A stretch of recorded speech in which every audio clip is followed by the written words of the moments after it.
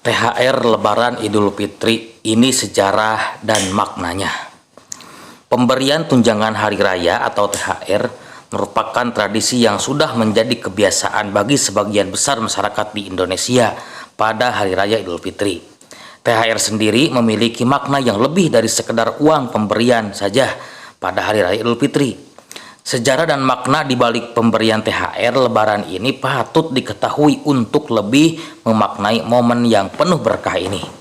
THR merupakan kata yang tidak asing lagi di telinga masyarakat Indonesia ketika menjelang Hari Raya Idul Fitri. Mungkin anak zaman sekarang yang hidup di Indonesia sudah mendengar kata THR sejak ia kecil. THR tidak serta-merta ada di dunia sejak ribuan tahun, akan tetapi THR memiliki sejarahnya sendiri yang lahir di Indonesia dan menjadi bagian dari tradisi serta budaya di Indonesia.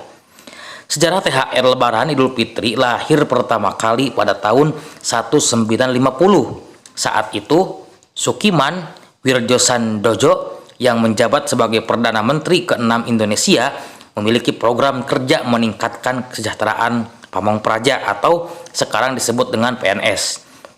Pada awalnya, Menteri Sukiman memberikan tunjangan uang persekot pinjaman awal agar para pegawai dapat mendorong kesejahteraan lebih cepat. Sedangkan uang persekot akan dikembalikan lagi ke negara dalam bentuk pemotongan gaji bulanan.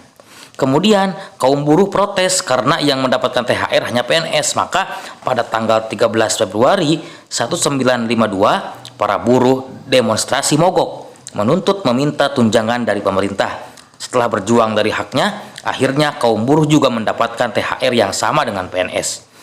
Sehingga pada 1994 pemberian THR kepada kaum buruh pegawai swasta diatur oleh pemerintah. Saat itu Menteri Tenaga Kerja menerbitkan Peraturan Menteri Tenaga Kerja RI nomor 04 tahun 1994 tentang THR keagamaan bagi pekerja di perusahaan. Kemudian pada tahun 2003 peraturan disempurnakan dengan terbitnya UU nomor 13 tahun 2013 tentang ketenaga kerjaan. Pegawai yang sudah bekerja lebih dari 3 bulan wajib mendapatkan tunjangan. Selanjutnya, pada 2016 pemerintah kembali melakukan revisi tentang THR bahwa selambat-lambatnya THR diberikan kepada pekerja 7 hari sebelum hari raya. Akan tetapi, sekarang makna THR diartikan secara meluas dalam forma yang beragam.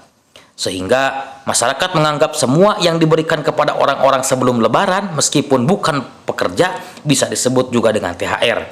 Contoh, seseorang yang pulang kerja dari perantauan memberikan THR kepada kedua orang tuanya, saudaranya, dan lain-lain sebagainya. Kemudian contoh lain, kakak memberikan bingkisan kepada adiknya, atau orang tua memberikan hadiah kepada anaknya yang kecil karena full puasa selama 30 hari. Untuk di perusahaan atau dunia kerja yang awalnya THR berupa tunjangan uang, sekarang diperluas dengan pemberian berupa sembako, makanan ringan, kue lebaran, sirup, pakaian, dan lain sebagainya. Nah, THR sendiri secara sosial memiliki arti kepedulian dan kasih sayang sesama manusia karena hubungan kebaikan yang baik dan saling terjalin secara istiqomah, sehingga terkesan akan dianggap pelit jika menjelang Lebaran atasan, perusahaan, atau lembaga-lembaga yang memiliki banyak tenaga kerja tidak mengeluarkan THR sebagaimana semestinya. Itulah singkat sejarah THR yang ada di Indonesia yang menjadi budaya dan tradisi yang baik.